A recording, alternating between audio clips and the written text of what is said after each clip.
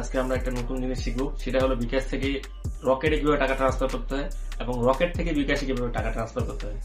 একটি সহজ মাধ্যমে আমি আপনাদের জিনিসটা জানিয়ে দেবো। বিকাশ অ্যাপসে চলে আসবো।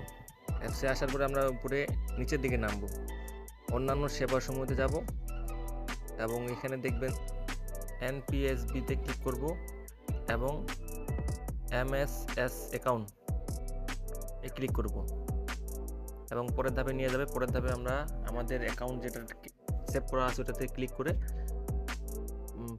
কত টাকা পাঠাবো অ্যামাউন্ট দিয়ে পিন নাম্বার দিয়ে আমরা সেন্ড করে দেব। তাহলে আমাদের বিকাশ থেকে রকেটে টাকা ট্রান্সফার করা সম্পূর্ণ হয়ে গেল।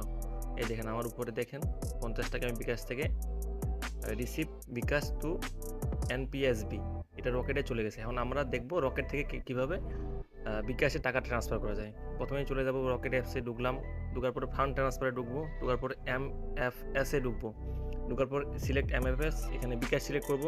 করার পর এখানে মোবাইল নাম্বার, আপনার যেটা নাম্বারে বিকাশ টাকা পাঠাবেন ওই নাম্বারটা দিবেন। দেওয়ার পর রেফারেন্স আপনি 1 2 3 4 যা দিতে পারেন, অ্যামাউন্ট দিবেন আপনার যত টাকা পাঠাবেন। আমি 50 টাকা দিয়ে দিলাম। দেওয়ার পরে আমি পিন নাম্বারটা দিয়ে দেবো। পিন নাম্বার দেওয়ার পরে পিন নাম্বারটা দিয়ে দিলাম। দেওয়ার পরে আমি এই চেপে ধরবো, এখানে চেপে ধরার পর আমার টাকা ট্রান্সফার সফল হয়ে গেছে। দেখেন চলে গেছে। 0.45 পয়সা কাটছে আমার 50 টাকাতে, মানে 8 টাকা।